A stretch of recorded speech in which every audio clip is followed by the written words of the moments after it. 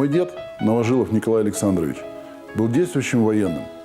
После школы пошел в военное училище, оттуда в армию. Был лейтенантом, командиром взвода.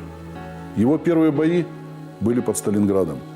Именно тогда, при обороне Сталинграда, он получил осколочное ранение. Во время бомбежки он не успел спрыгнуть в окоп, когда самолет сбросил бомбу.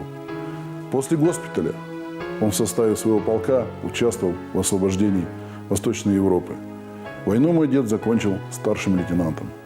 Когда я был маленьким, я часто у него гостил. Я любил бывать у дедушки. Общался, рассматривал его костюм, парадный пиджак с медалями с двух сторон. Каждую медаль изучал. Для меня, как для ребенка, это было интересно. Расспрашивал деда про медали.